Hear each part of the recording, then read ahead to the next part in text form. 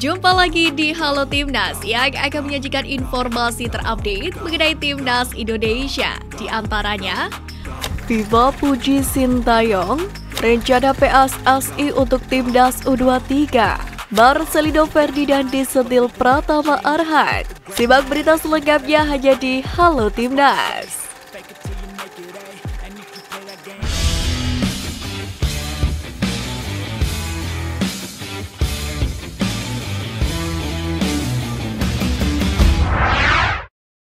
FIFA salut dan mengapresiasi tangan dingin pelatih Timnas Indonesia Sintayong. Ternyata Sin pernah bikin Argentina bertekuk lutut di hadapan timnya, tepatnya saat melatih Korea Selatan baik junior maupun senior. Hal ini terjadi kala Piala Dunia U20 2017 silam. Kala itu Korea Selatan tergabung bersama grup A bersama dengan Inggris, Argentina, dan Guinea. Skuad asuhan Sintayong memberikan kejutan dengan berhasil mengalahkan Argentina dengan skor 2-1. Tentunya momen ini membuat FIFA menyorotinya. Lewat unggahan akun Instagram @FIFA_World_Cup, Sintayong mendapatkan apresiasi setinggi langit. Kini Sintayong kembali diuji oleh Argentina. Kali ini, pelatih asal Korea Selatan tersebut akan melatih Timnas Indonesia pada laga FIFA Matchday Juni ini.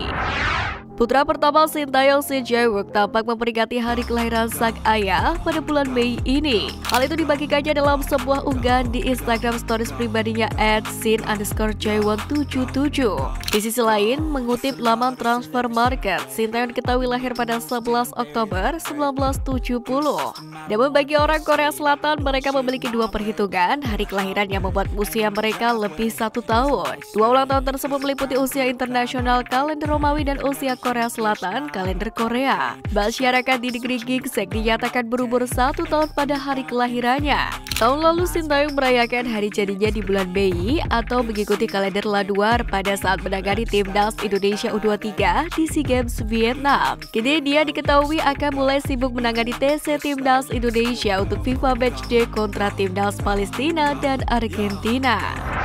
Harga tiket Timnas Indonesia versus Argentina dalam FIFA Matchday Juni ini menjadi sorotan. Tak sedikit yang menilai bahwa tiket tersebut relatif tinggi. Namun menurut Erick Thohir, sudah seharusnya pertandingan olahraga yang melibatkan Timnas Indonesia untuk dipatok dengan harga tinggi. Dia tak mau event olahraga kalah dari acara hiburan. Hal itu penting dilakukan lantaran pertandingan yang melibatkan Timnas Indonesia kental dengan rasa nasionalisme serta pemasukan dari penjualan tiket, yang mana juga bisa membantu membangun perkembangan tim nasional. Menurut Erick, penting bagi PSSI memiliki rencana strategis yang tepat. Dia ingin penyelenggaraan FIFA Matchday terutama yang melibatkan negara-negara besar bisa menghadirkan keuntungan bagi PSSI alih-alih merugi. PSSI baru saja menggelar kongres biasa, di mana dalam kongres tersebut Erick menjelaskan PSSI sudah meminta dukungan dari pemerintah dan memanfaatkan dana dari komersialisasi. Foto Presiden Inter Milan itu mengungkapkan target anggaran PSSI untuk membangun sepak bola nasional adalah sebesar 260 miliar rupiah. Erick Thohir menegaskan federasi sudah seharusnya terbiasa dengan rencana yang matang jika ingin membuat keputusan. Pria berusia 52 tahun itu pun mengatakan federasi harus terbiasa untuk mengundang tim-tim besar, namun dengan memperhatikan untung ruginya. Kita harus biasakan PSSI punya strategic planning yang tepat. Seperti pada FIFA Matchday ini harus diyakini tidak hanya membawa prestasi nasional, tapi juga untuk keuangan yang baik. Jelas Erick. Jelang duel akbar di FIFA Matchday, Erick Thohir berpesan agar nama besar Argentina yang berlabel juara Piala Dunia 2022 tidak membuat gentar Timnas Indonesia. Sebab kemenangan adalah target utama dalam laga nanti. Menteri BUMN itu mengatakan ranking FIFA Timnas Indonesia pasti akan meningkat jika mengalahkan Lionel Messi dan kolega. Mark Locke dan kolega kini masih berada di posisi ke-149 ranking FIFA, sedangkan Argentina di posisi pertama. Oleh karena itulah, Ketua Umum PSSI Erick Thohir meminta Timnas Indonesia bisa memberikan kejutan untuk La Albi Celeste. Hernando Ari menjadi satu-satunya pemain Persebaya Surabaya yang dipanggil Timnas Indonesia untuk melakoni FIFA Matchday bulan Juni ini untuk melawan Palestina dan Argentina. Pemain bintang seperti Lionel Messi, Di Maria, hingga Julian Alvarez juga dipastikan bakal ikut rombongan untuk berangkat ke Jakarta. Untuk itulah pelatih Persebaya Surabaya Aji Santoso memberikan pesan pada Hernando Ari. Ia menekankan para pemain harus bisa mengambil pelajaran dari lawan mereka. Dan yang paling penting adalah pemain timnas tidak mengubah cara bermainnya. Jadi meskipun lawannya lebih berat, mereka melakukan pressure. Indonesia harus melakukan permainan mereka selama ini. Dengan satu sentuhan kombinasi-kombinasi, berani menyerang, itu yang namanya mengambil pelajaran. Jelas Aji. Wonderkid Timnas Indonesia Marcelino Ferdinand baru-baru ini nampak menikmati masa liburannya sebelum laga FIFA Matchday melawan Palestina dan Argentina dengan berlibur ke Bali. Tak sendirian, Marcel menikmati momen bersama Bagas Kava dan dua pemain asal Singapura Ihsan Fandi serta Ilhan Fandi. Keempatnya membagikan potret kebersamaan di sebuah tempat hiburan yang ada di Pulau Dewata lewat unggahan di postingan Instagram. Unggahan itu sontak memancing perhatian netizen. Bahkan rekan sesama pemain timnas Indonesia Pratama Arhan pun ikut berkomentar dengan menuliskan, enaknya liburan. Bukan tanpa sebab setelah SEA Games 2023, Arhan memang kembali ke klubnya di Jepang Tokyo Verdy. Sementara Marcelino Ferdinand masih bisa menikmati waktu istirahat. Pemain timnas Indonesia Asdawi Bakualam tak terlihat dalam daftar skuad Jeonnam Dragons saat melibas Jeonnam City pada laga lanjutan K-League 2. Pada laga tersebut ada nama Asdawi Bakualam baik di starting 11 maupun bangku cadangan. Meski begitu ternyata Jeonnam Dragons mampu meraih hasil maksimal pada laga tersebut. Sementara Asdawi sendiri diduga masih dalam tahap pemulihan cedera usai laga Piala FA Korea Selatan beberapa hari yang lalu. Semoga Asdawi Bakualam bisa kembali masuk dalam skuad dan bisa tampil di FIFA Matchday Juni 2023 mendatang bareng timnas Indonesia. Setelah tertunda beberapa kali untuk menjalani debut, Sandy Walsh dan Zain Patinama bisa membentuk kuartet pemain keturunan di lini pertahanan timnas Indonesia bersama Jordi dan Elkan Bagot. Apabila dimainkan secara bersamaan, kuartet bek keturunan Indonesia ini akan menghadapi ujian berat melawan Palestina. Pasalnya Palestina sendiri memiliki penyerang tajam yang saat ini menjadi pemain termahal di skuad besutan Makram Dobaub itu. Pemain tersebut adalah Ode Dabah yang baru saja resmi bergabung dengan klub Liga Belgia RSC Charleroi. Sebelumnya Bober berusia 24 tahun itu memperkuat salah satu klub Liga Portugal yaitu FC Arouca. Bersama klub itu, Dabah tampil cukup mengesankan dengan mencetak 7 gol dari 14 penampilan.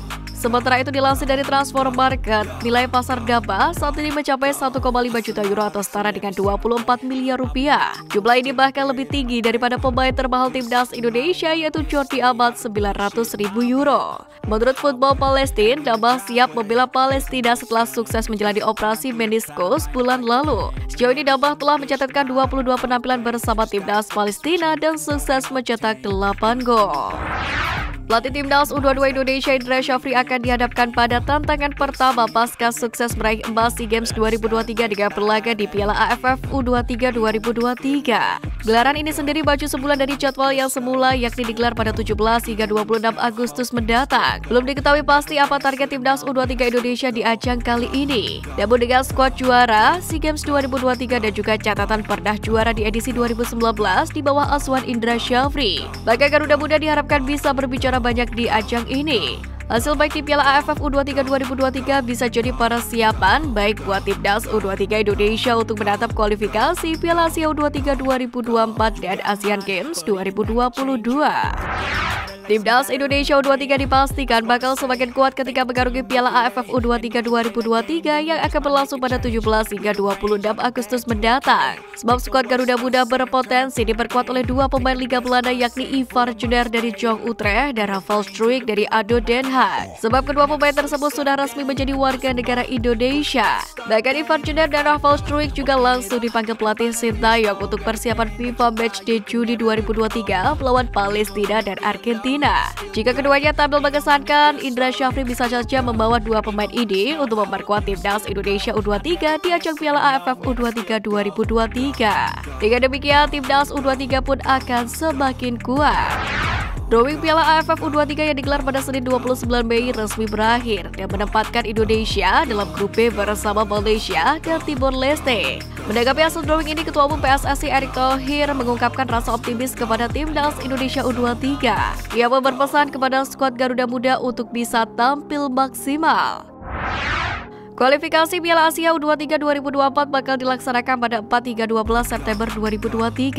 PSSI mengisyaratkan bakal ada uji coba untuk Timnas U23 Indonesia nantinya. Sejauh ini baru ada satu jadwal untuk Timnas U23 Indonesia dalam waktu dekat, di mana diketahui Garuda Muda akan menjajal Persis Solo dan juga Jeonbuk Hyundai Motors pada Juni mendatang di Stadion Manahan Solo. Timnas U23 Indonesia sendiri resmi bergabung dengan Grup K, di mana skuad asuhan Indra Syafri bakal berhadapan dengan Turkmenistan dan Taiwan.